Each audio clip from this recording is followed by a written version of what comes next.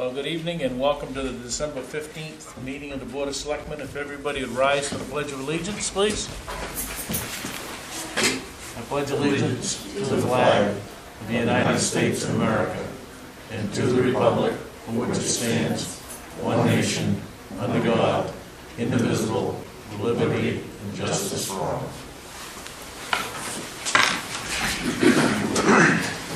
Good evening and welcome. Sorry a little bit for the delay.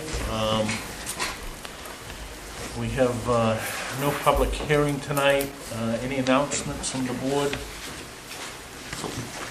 Sensing none, additions or deletions. We have added at 7 p.m. or whenever the business meeting gets over, a closed executive session in accordance with 1 MRSA 405-6A to discuss a personnel matter. That will commence after the completion of this agenda. So, and it will be a closed session. We have a couple of appointments. I guess I'd turn it over to Glenn, and we'll go from there. Good evening, Board of Selectmen. The consent agreement tonight is being presented by Donna and Carmine Costaldo. It's a 33-year land use violation where the garage was built too close to the property line. A mortgage loan inspection was done, and they arrived at that situation. So this isn't any different than ones we've had in the past. It's probably a little bit older than ones we've had in the past. There's no negligence on the current owner's dilemma here. Diane Gray is here legally acting on their behalf.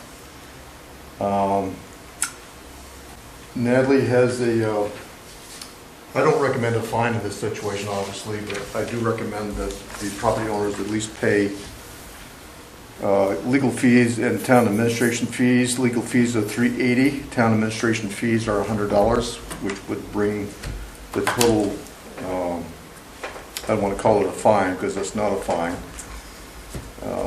total cost due to the town. Okay. So we don't know.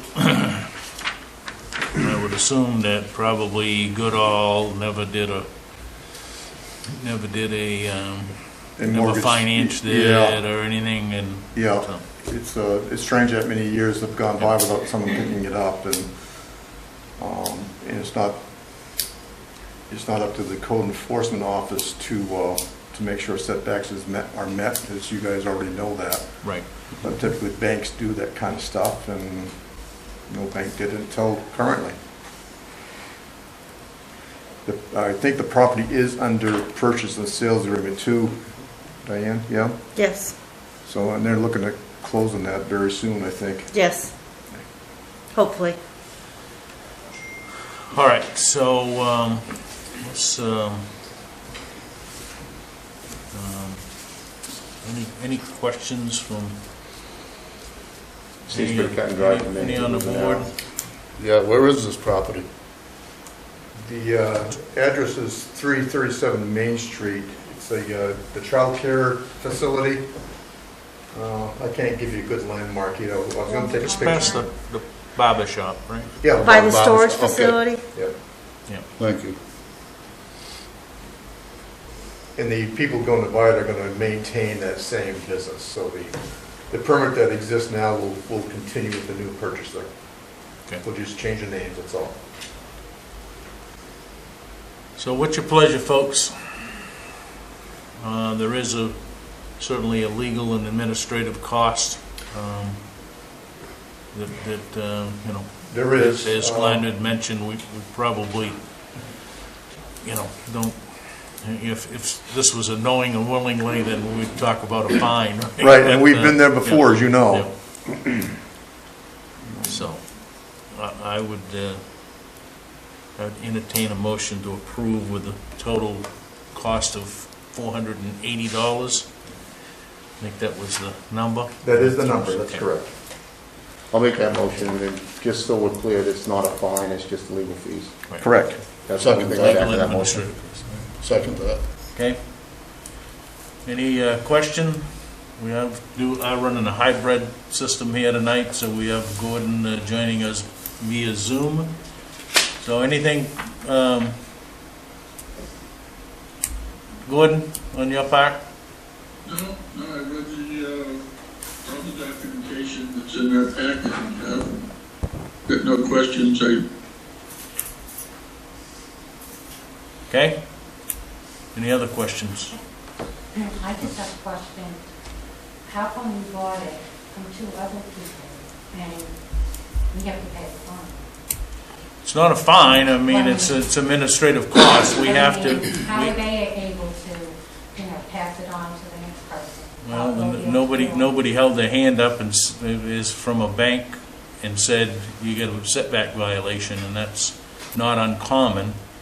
There are a number of parcels that we find that because it never went through a bank survey, they never found these kinds of issues. But, we're in per Dave's motion, we're not causing a fine here, but someone has to pay the administrative fees, and that's not part of the town's obligation. So, anything else? All those in favor? Gordon? Yes, aye. Okay. All right. 4-0. So we will sign off on the consent order, and we'll go from there. That'll have to be registered in York County Register of Deeds, and it'll stay with the property from this point on. Thank you, Mr. Chair. Which should have been done, years ago. Unfortunately, if somebody's not financing it, they're not going to find a... Yep, exactly right. Bank's not going to find a problem, so. Okay, We're good. thank you. Thank you. Thank you. Thanks, ladies. Next on the agenda, Todd Smith, Recreation Director. Discuss recreation, wage, and staffing issues. So the floor is yours, Todd. Good evening. I'm here on behalf of my staff.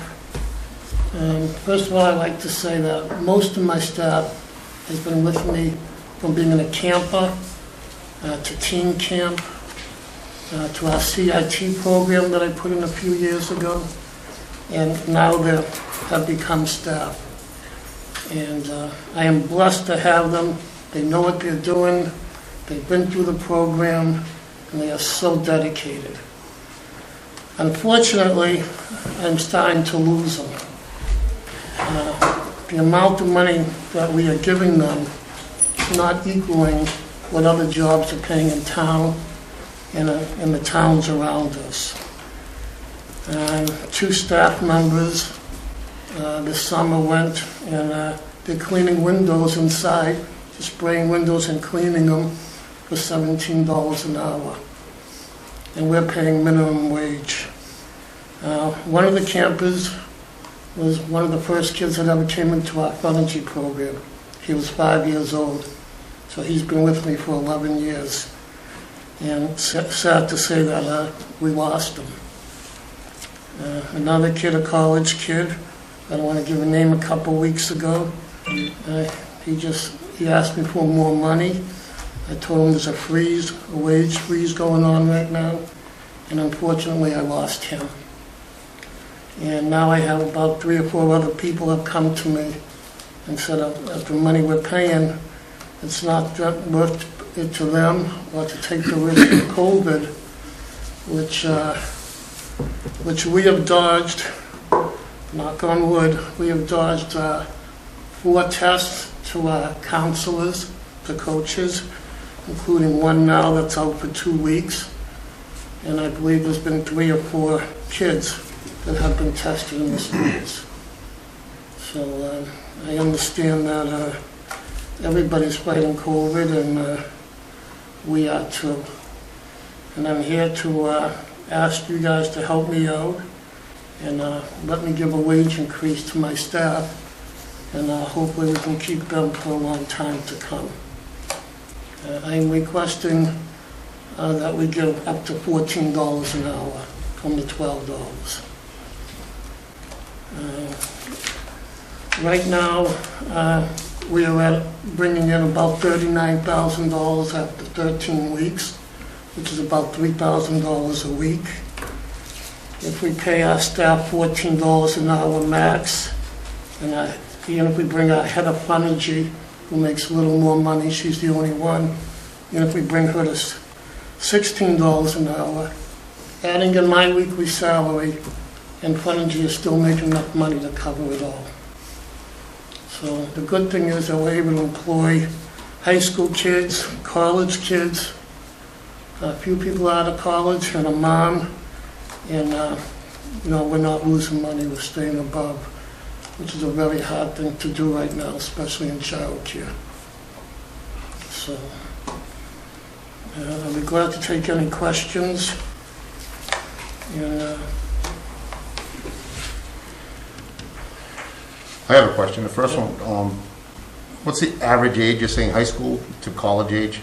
So teenage? the coaches, yeah, teenagers. Teenagers. It's around 17, sophomore year in high school, and so most of them are, juniors and seniors, and a few college kids.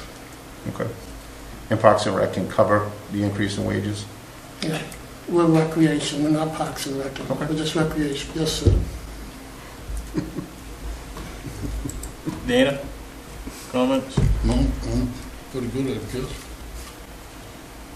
Gordon? I think the increase that he's asking for is insufficient. We're going to spend more money in advertising and then going through the whole hiring process, and then the retraining costs, the turnover in employees. Why don't we just go and make it worthwhile right now and go to 15? That's not unrealistic, and that's at least comparable to, a number of other communities in the area. And I don't know, Todd, can your budget support 15? That'll be really close. I think, Well, you originally asked for up to 14, so Right. are we gonna not pay everybody the same, or what is your, well, I'd like to get most of my people at 14. I have a few kids that only have been doing this for about 3 or 4 months, and I'll probably give them not quite 14, but maybe in March I'll bump them up, something like that. That would give them an incentive to stay too. Exactly. yeah, but you do have an organization that has a pretty high attrition rate, right? I mean, you turn employees over pretty rapidly. I mean, some of them stay with you, right? But over some period of time, right? Eventually, I mean, if you look back 5 years, you don't have the same people working for you today, in especially those high school or college kids, right? well, the head of my frontage right now, she was a teen camper. She worked at the camp, and now she's in college and thinking about actually going into our field, switching fields. So I have a lot of kids that have stayed with me for a long time. Okay.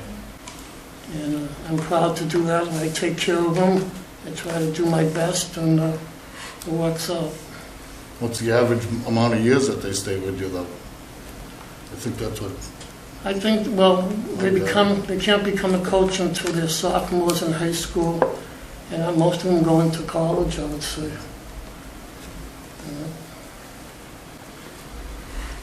I don't think I've hired, I think I hired one girl that didn't go into our program, so I'm pulling everybody from our camps and our program, and they're sticking with us.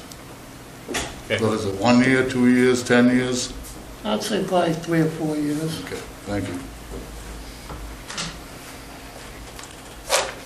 Any other discussion?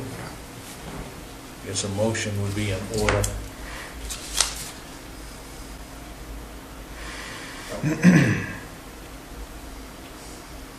So, I can make the motion to support up to $14 at Todd's request, Okay. as long as your budget can cover it. Right, and as part of your motion, can you make the head of frontage maybe go up to 16 so she's above the rest, please?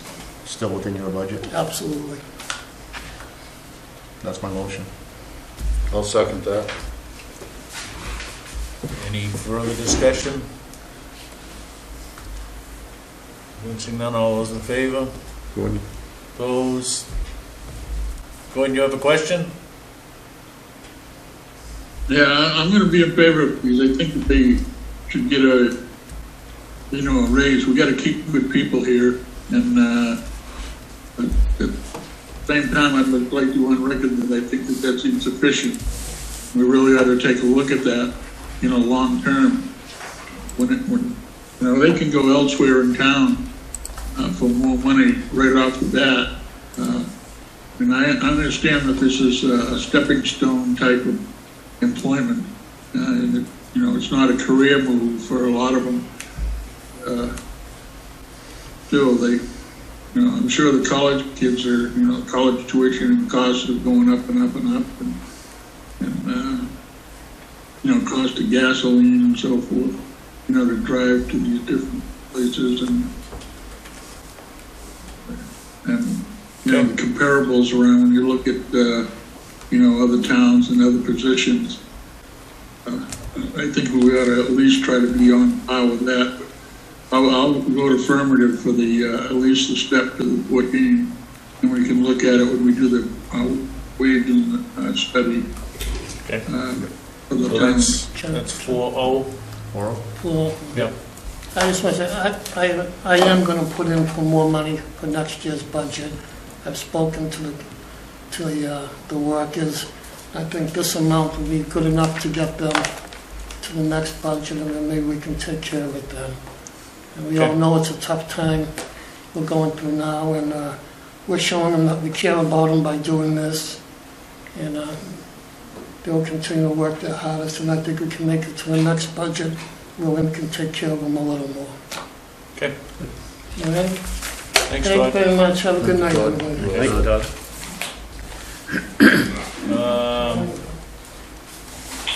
Any public comments?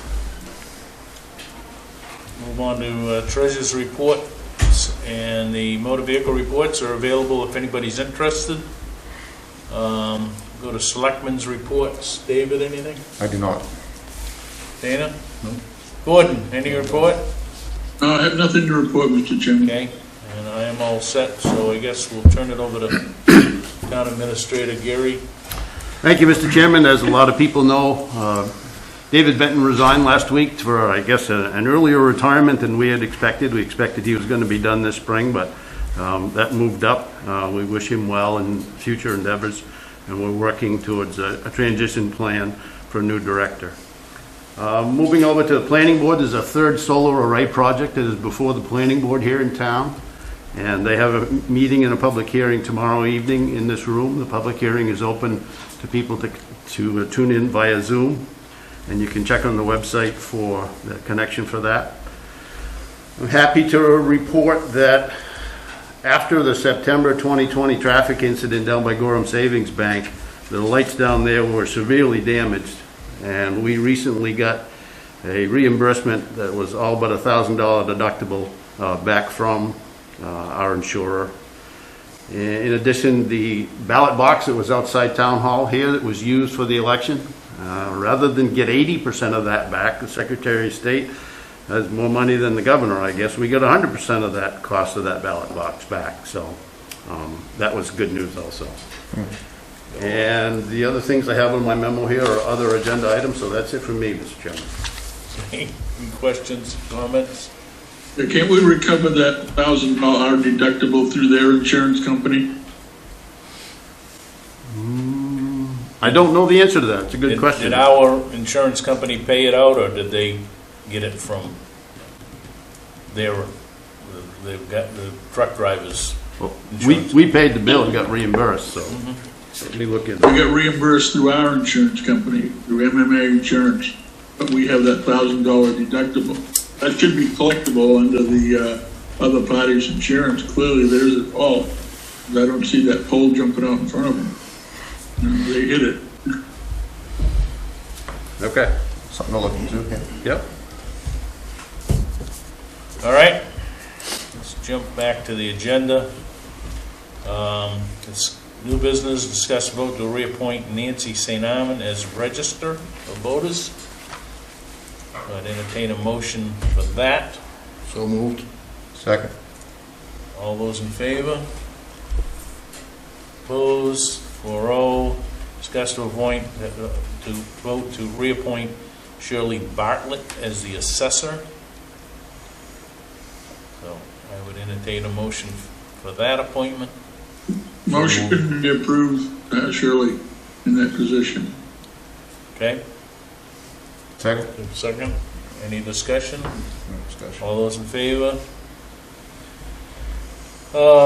Discuss antique safe usage or sale. We got this Yep. humongous. That old double door safe was taken out through the exterior wall in the old part of town hall here.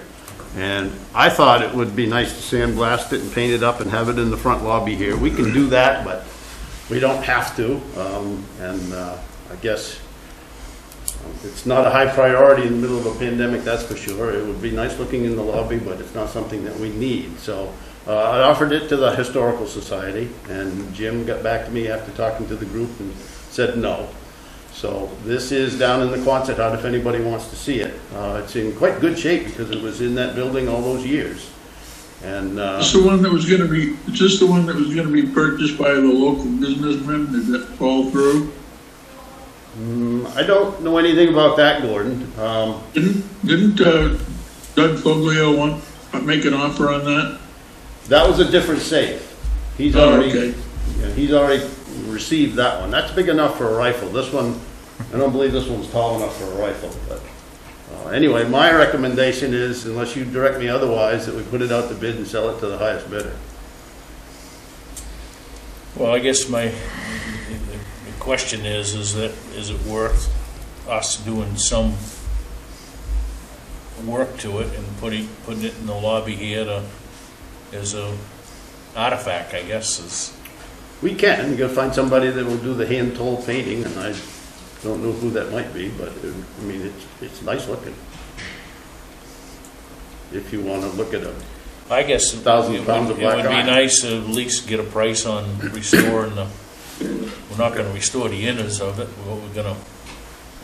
But are we gonna spend more money on it than it's worth? That's what Right. I'm saying. Is if it is that amount, then maybe we I'll make just a say. motion that we put it out for sale. Yeah, I'll second that. Okay. Any discussion on that? No. It's been moved and seconded to put it up for sale, or to put it out for sale via the bid process. Yep. All those in favor? Okay. 4-0. All right. Discuss and approve the quitclaim deed for map 32 lot. Is it lot 1 through lot 9? Lot 1-9. Oh, 1-9. One lot. Yeah. Okay, so this is going to be one of those lots that we either tried to sell or, I mean, this thing goes back to 5 years of liens. The individual paid their taxes up to date. Okay.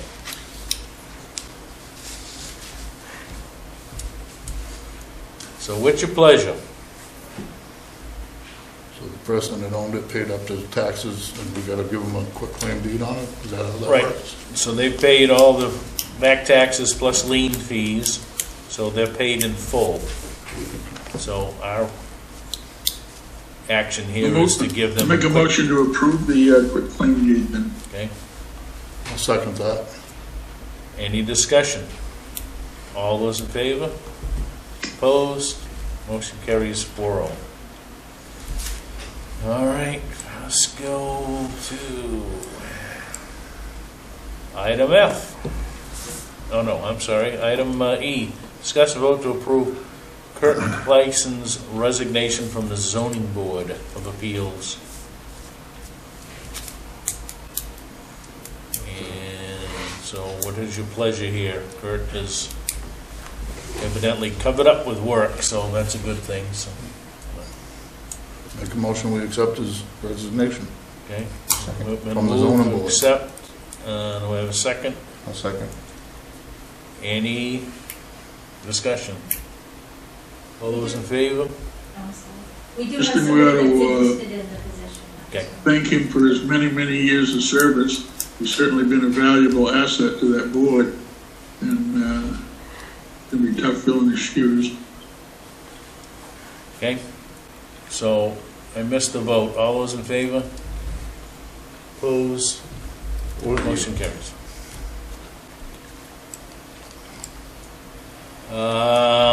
Discuss possible vote to approve waterline easement at Water Center Fire Station.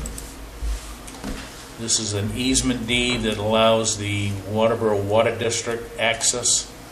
Is that all this gives us? They also, as part of this, own the hydrant and the lines, so we do not have to maintain it, we do not have to flush and test the hydrant, they do all of that. Okay.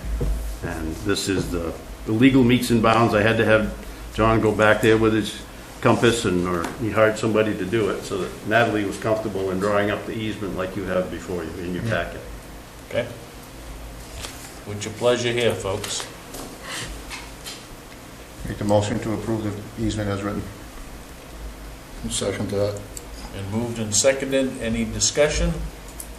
It doesn't increase any fees that we have to pay through the PUC. That's based on their budget. Is that correct? Or- No, it doesn't change any of that, Gordon. Okay. I don't think we ought to incur any more expense, but All right, any other questions? All those in favor? Opposed? 4-0. Back to the future. Discuss holiday closing hours. I brought this up, Mr. Chairman. Normally, we work from 9 to 1 on the day before Christmas and the day before New Year's. The day and a half before that. So, yeah, this situation, the day before. So the 24th and 31st, Yep, we would normally be working 9 to 1. yep. By personnel policy, the staff is off that half day, so I'm suggesting to do it would be a nice gesture with all the stress and strain of what's going on in the world to give the staff those half days off.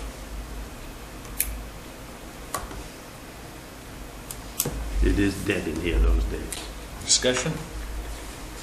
Most other places shut down early. For all we know, we could be closed by then anyway. Well, that's, so.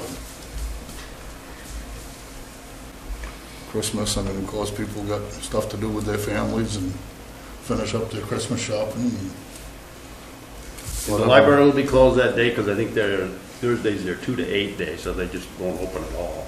Transfer station's closed. So they get half a day anyway, Correct. right? So what you're suggesting is that we give them the other half. That's my suggestion. I'll just close the whole day. Yeah. Yep. This means you would give them the time off. I mean, most everybody, would use vacation time to not be here anyway. We've got to keep a skeleton crew here. Yep. So they're gonna use their own vacation time and just close town hall? Or That's not what I'm suggesting. I'm suggesting you're suggesting that we add another 4 hours? that's an option for you if you want to do that. Yeah, no, I have absolutely no problem extending that extra time to them to have that time off. And we'd take care of their pay for that amount of time. Yes, they would, just so you understand before you vote, if you vote with my recommendation, they would not have to use those 4 hours of vacation time for that morning. They get paid for the 8 hours off instead of the 4 hours off. Correct. If you don't like that and you want to just close town hall and have them use time, I bet you that would be fine also. Gordon, any I comments? think with what they've, had to put up with, all year with this pandemic, all the extra stuff we're doing, plus, all the hours, the tons of hours that they put in during the voting thing, I think it's a very small, concession to let them have their remaining hours off and not penalize them their vacation time. I mean, they've got to have some perks, this job. I mean, I don't say give away the candy store, but, these few hours are going to be really insignificant in the whole scheme of things. So it's going to be important to them. So, somebody wanna, I'll make a motion that we close that day and take care of their pay.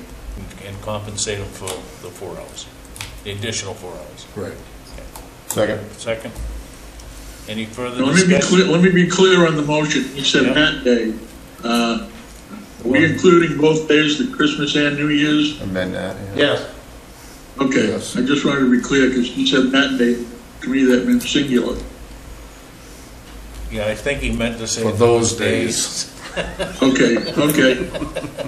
Those 2 days, December the Make sure we're 24th voting and on- December the 31st. All right. All those in favor?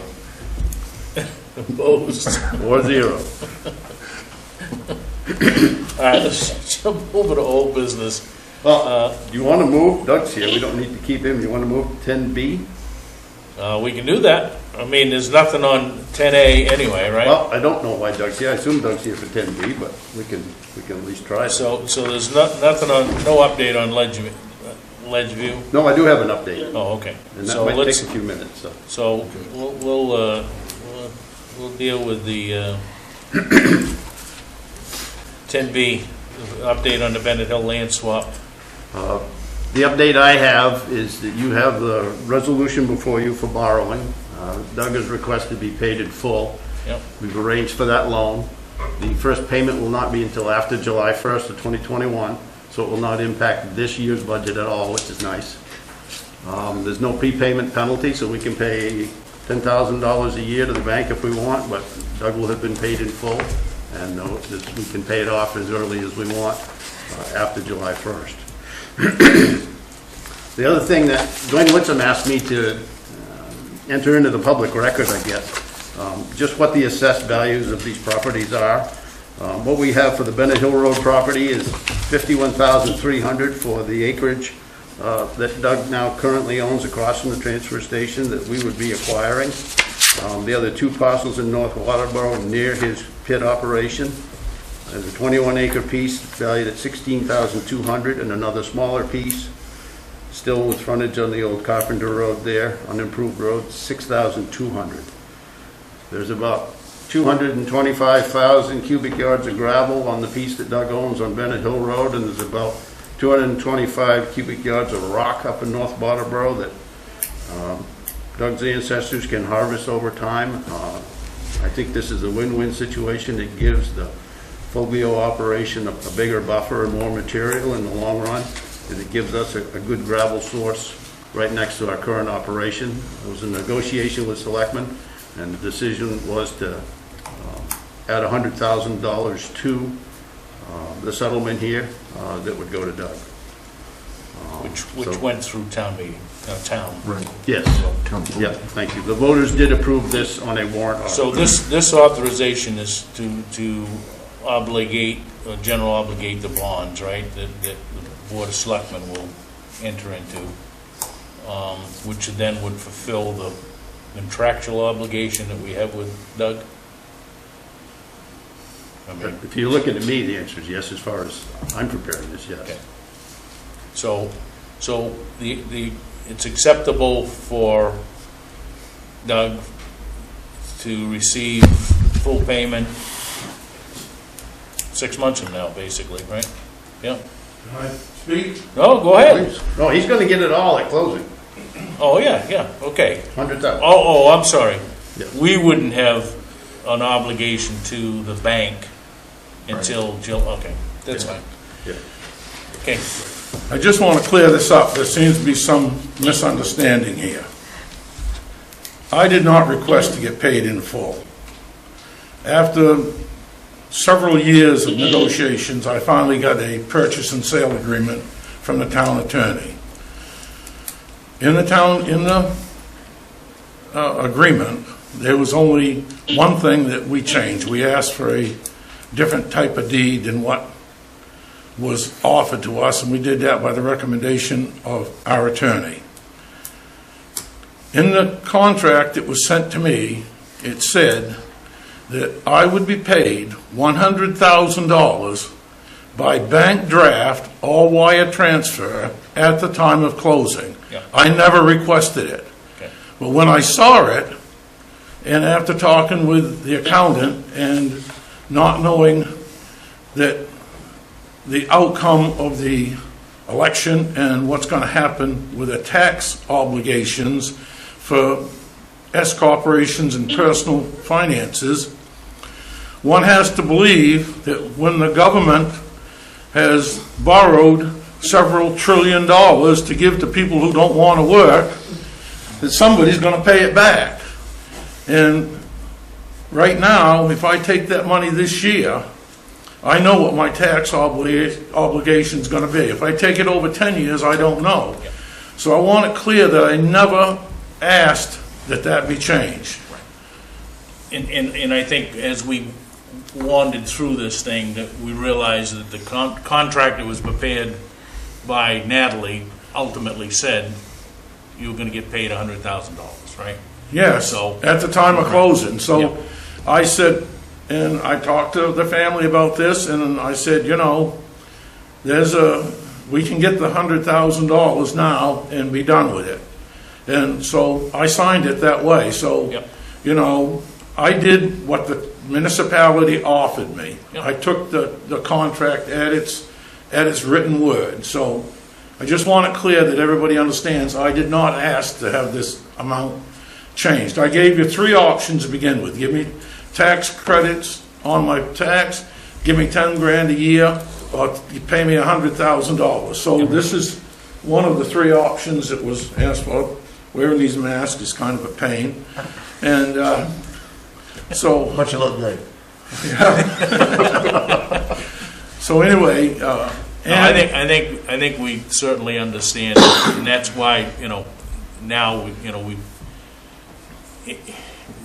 because the contract was written that way, we're gonna have to go, it's just gonna cost the town some interest on the money, but we don't have to, as Gary said, we can have an obligation that we'll pay it all off in one shot, or we can do it over a 10-year period of time, so that's fine.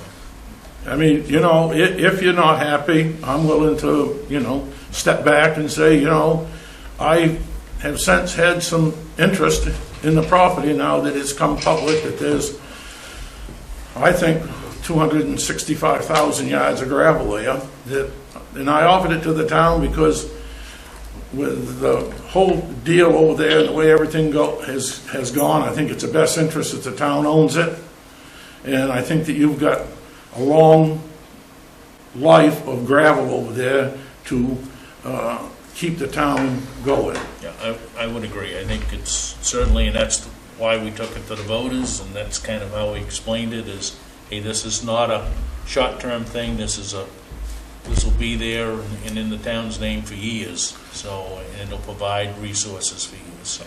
And the other thing I want to add is, I walked it with Gary and I don't know who those people were, I don't remember, some kind of Geologist. green people. And I told Gary, I said, I ought to come in and cut these trees. I still own it. Well, he kind of, I think, didn't appreciate that. He thought that you ought to get the trees that were on it. I think I should have cut them, but he thinks you ought to have them, so I have not cut a tree. So just to tell you that, the trees are intact and you can sell them. I hope you don't. But that's why I haven't cut them in the 20 years I've owned it, because I had some cut, but Yeah. So I just wanted you to understand that, however it was, and that you understand clearly that I didn't change the payment schedule. Okay. I took it for what I signed the contract for. Fair enough. Yep. Anybody got any questions? No, I think it's pretty clear, so. Okay. All right, Thank you. Thank you. so we're gonna move forward with this resolution. I'll make a motion that we To me. accept this Yep. Thank you. resolution the way the town administrator has brought it to us, as recommended, prepared it. Okay, so it's a town of Waterboro orders of the Board of Selectmen authorizing issue of general obligation bonds. Second. Second, any further discussion? All those in favor? Opposed? 4-0. All right, so we will move on and Thank you. resolve that. We appreciate Appreciate you coming in, Doug. Doug. Thank you. Thank you. Thank you, you too.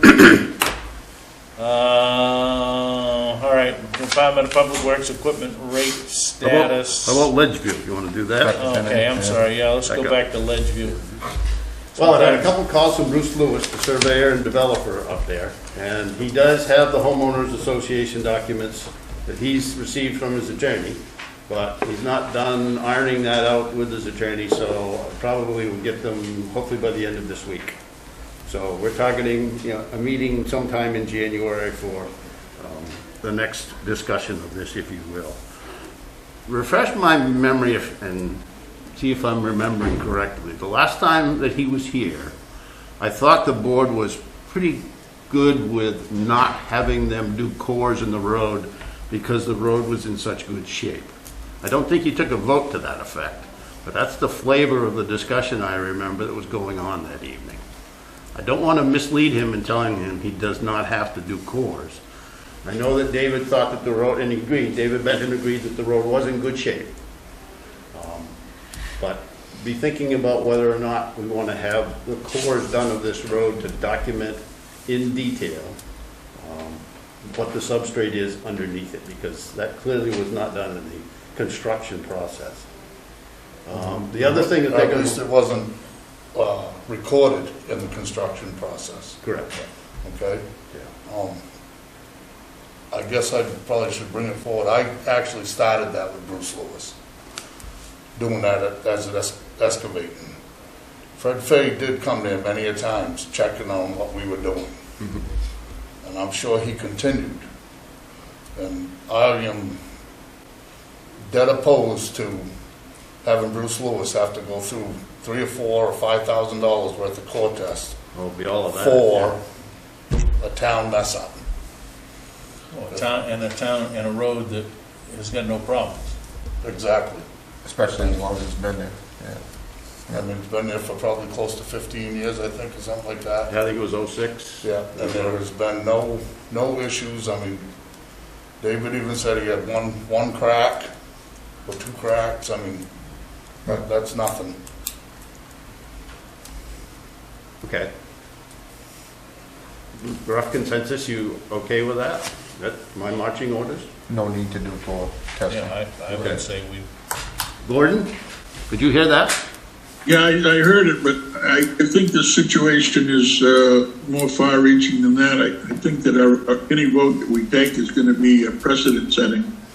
And, if somebody else comes to us with, a road request, we say that they've got to have 4 samples, and they come back and say, no, well, you didn't do it for this one. I think that we really ought to be uniform across the board on how we're going to deal with, road approvals. And it should go right back to the planning board. That should be something that should be done as part of the initial building process, so that we don't have to come and revisit this time after time. And, well, I think in this case, Gordon, and certainly the other subdivisions that have been approved, in the planning board process, there is a provision that says that either the town's agent or a professional engineer or whatnot has to certify those issues, okay? That the road was built in accordance with the specifications. In this case, the town's agent was the road commissioner. Unfortunately, we have no documentation other than, you know, and I don't mean this with any disrespect, but anecdotal data that, yeah, Fred came up during the build, okay? But unfortunately, Fred's not here to say that or whatever the case may be. So the real issue is that if the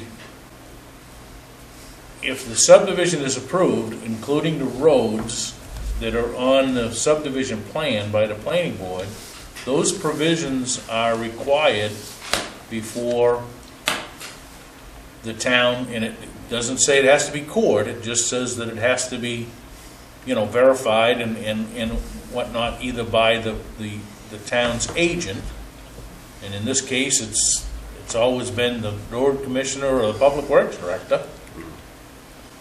So I'm not sure that we're out of sync here of trying to set a precedent. I think in this case, certainly the road commissioner at the time being, you know, Fred Fay, witnessed the road going in, although he's not around, unfortunately, to verify that.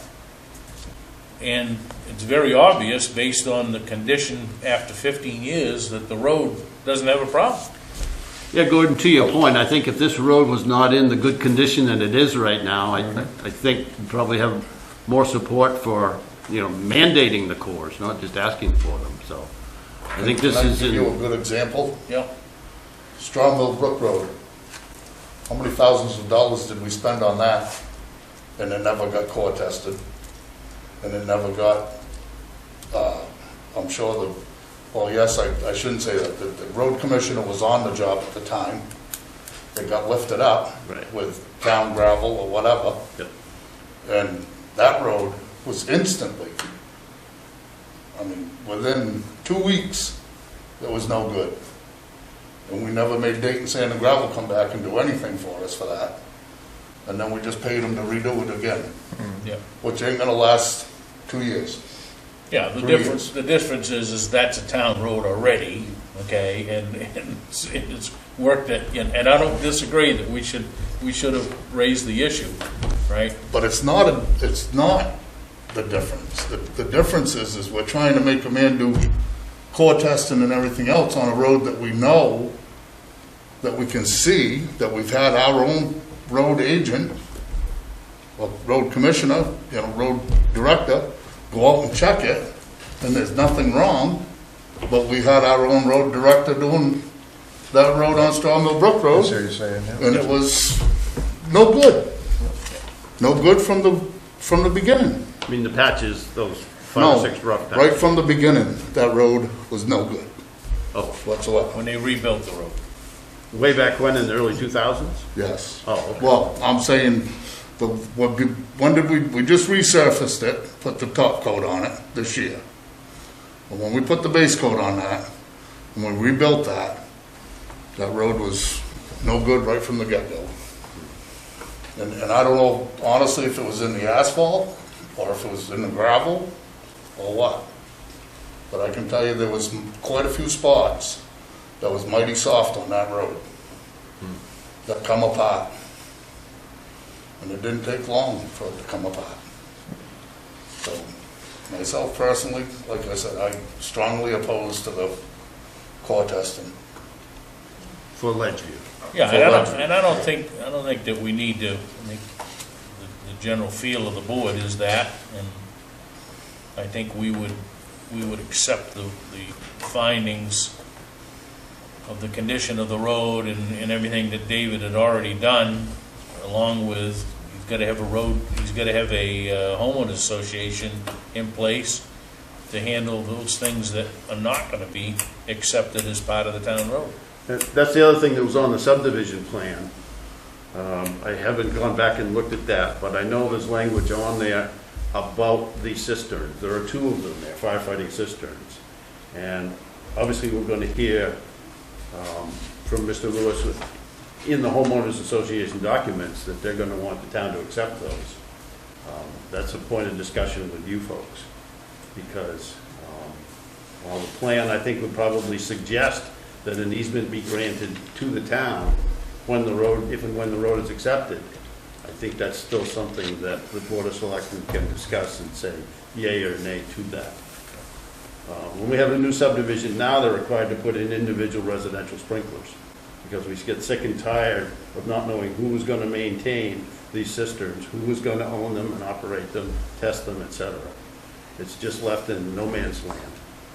And unless the homeowners association is legally bound to test them, repair them, replace them if necessary, it can fall into them just not working when something is burning. We have, gosh, I don't know, a dozen in town, plus or minus, and we've had some issues with them. Most of them work. These two have been tested. I think you saw the information on that. Yeah. And they do hold pressure. They're not cracked between the water source and up above.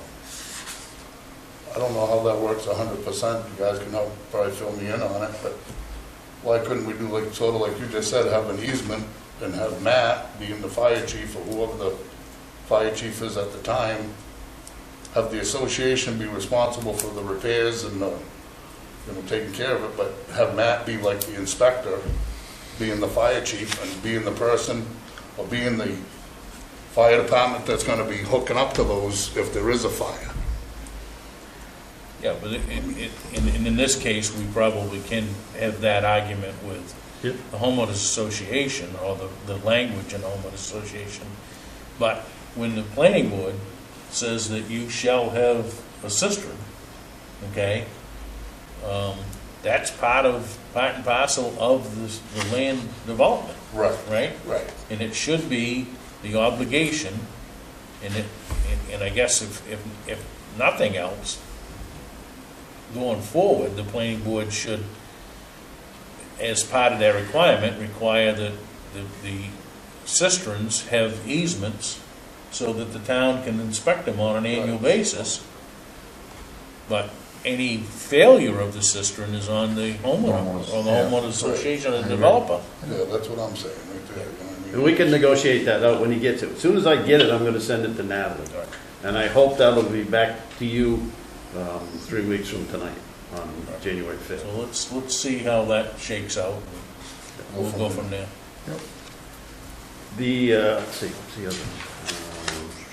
Got a little far afield here from core samples to cisterns. Well, we understand that your feeling of the core sample is,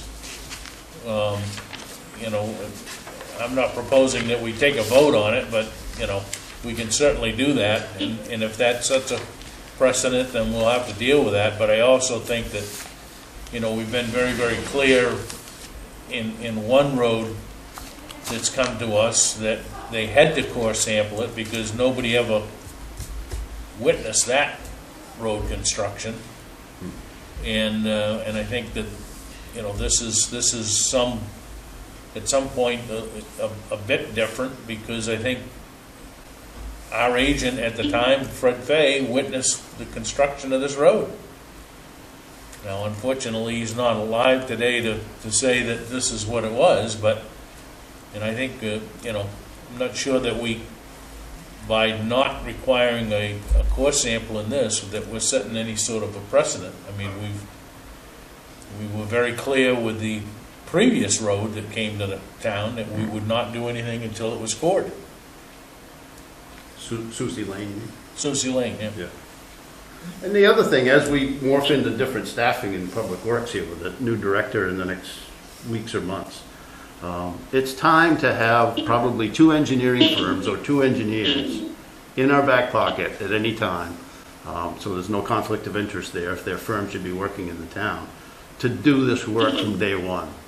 The planning board would know about that, the town planner, the code officer would know about that, have all their contact information.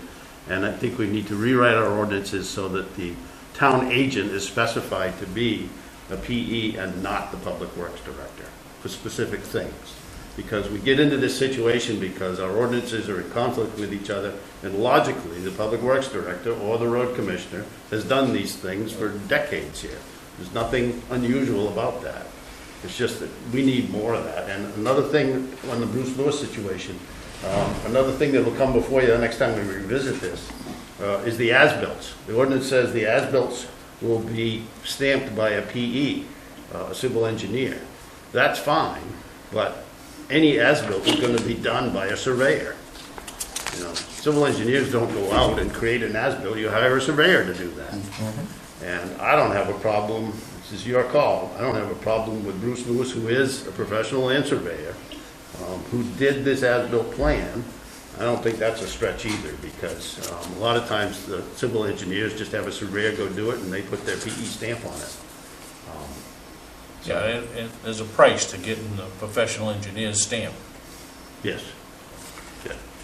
So those are the issues from Bruce Lewis, and I'll let you know along with Natalie when the homeowners association documents come in. Let's see where we go with this, and then we can Yep. have some more detailed discussion about it. Okay? I don't think we're at a point where we're gonna talk about Department of Public Works equipment repair status. so- Oh, yes, absolutely.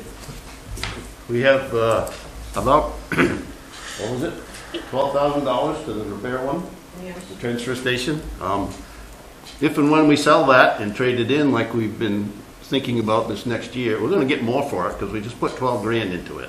You mean the loader? The loader backhoe for the transfer station. We need 2 of these units, one for Public Works roadside, and the transfer station one is used every day down there. So that one needed a fair amount of work.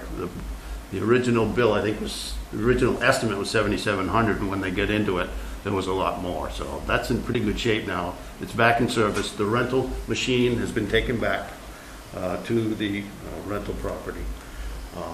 And what you're probably going to see from me is to trade that one in or sell it and buy a new one, which we did 3 years ago, for the Public Works one. 3 or 4, it's paid for. Yeah. I think David was telling me we get 3,000 hours on them, and then we rotate them down to transfer station, and then, 2 or 3 years after that, we buy a new one. And that seems to be working pretty well, other than this big repair here. The other thing that I forgot, and both Dana and Dwayne raised issues in terms of the truck bids. In your packet, you had the specs for the 1-ton truck for a variety of reasons. It's not here, and let's just leave it at that for the moment. But we did receive 3 bids.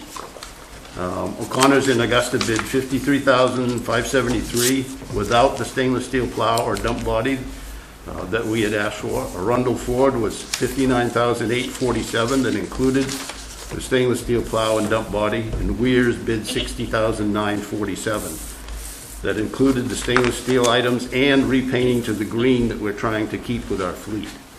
So unless you disagree, I'm recommending we go with Weir's to have, it's about $1,000 more. When we bought it at Arundel Ford last time, it took months and months and months beyond the delivery date. Obviously, we waited too long to have this for this winter. We know that the other truck is still functional. Dana made the good suggestion that since Weir's and Arundel Ford are owned by the same entity, we should widen our search in the future, and I think that's a fine thing for us to do. Branch out to some of the Portland dealerships in terms of asking for quotes in the future. So my intention is to go with the Weir's bid. Is that truck, are we ordering that truck? So Yes. it's gonna come painted right from the factory for what color we want? Or is it getting painted at Weir's in their back body shop? I think at the time, they said they'd paint one. So in other words, they'll take one off their lot, they'll take it down back and they'll repaint it for us. I guess if they had one with everything on it, that we could accept that. But the paint job probably isn't as good as factory, I would assume. Might be better. That may be better, you don't know, but my point is that you don't buy a brand new truck and have it painted. You buy a brand new truck to keep it though, as factory as you can get it. I mean, myself personally, if it's coming off their lot and we're gonna have it painted, no, I wouldn't suggest to take it. I would want ordered the color I wanted. Or I would find one, or have them find one for you, the color that you want. Well, I don't have a problem ordering this. The only problem with that is just the delay in terms of not having Yeah, you're it. probably talking 8 or 10 weeks at least. Good Lord, that makes, if that's the case, that's great. I mean, it took a run of Ford 5 months, Yeah, maybe even more, I'm not sure. and they blamed it on the color we picked. No, I would push back on them and say, go find one that color. It's as simple as just saying, like I just said, like Dennis just said, Same. search for one. This is what I want, you I know was- what I want, you've given me a bid on it, Yeah. find me that truck. I don't want anything painted in your shop. I would assume they'd do that first, wouldn't they? That's easy. Yeah, but the thing is they probably would, but underneath the hood will be whatever color you bought it. You know, if it was white and they painted the outside green, that's what you're gonna get. They took anything off the dash, it's gonna be the white. Well, it's to their advantage to sell you a truck off from their lot. That's right, exactly. So, I think you're absolutely right. I think, you know, you either place the order for the green truck or go find one. Okay. And you know, and I've talked to the guys a little bit, and they've brought this to me, this truck. Strobe lights, we shouldn't be messing with any of that. When we buy a truck, we should get it, and it goes to work. It does not go to our shop or to our facility here in town, and then our guys start trying to cut lights and stuff like that into the bodies, because that's what happens. And even putting simple lights on the outside, they break easier, everything. You're just asking for problems. So I think if that goes, whatever route you take, Talking cab strobes or the strobes all the way around? all the way around the truck. Most of them bodies have strobes in them if you want them. Okay, Okay? thank you. That and a Anything sander. else? A sander, we should also have a sander in that truck. No, that's a given. We only get about 3 years out of those things. Yeah, there's not very, that's right, we don't get very long at all. That's in the budget anyway. So, All right. All right, thank you. Discuss vote to approve the minutes of the November 17th meeting.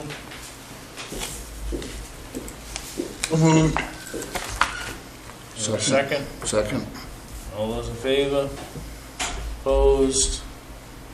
Approve the minutes of the December 7th special executive session meeting, which is nothing more than what time we started, and motions and whatnot, so.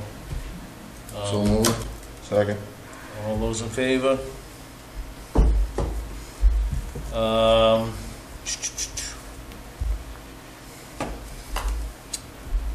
Pending town decisions,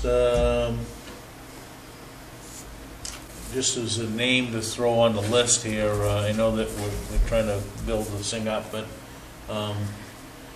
just put John Champion's name on the list for now. And he's somebody that spent years and years at the Lions and whatnot, did a lot of things for the town, so he might be a candidate to.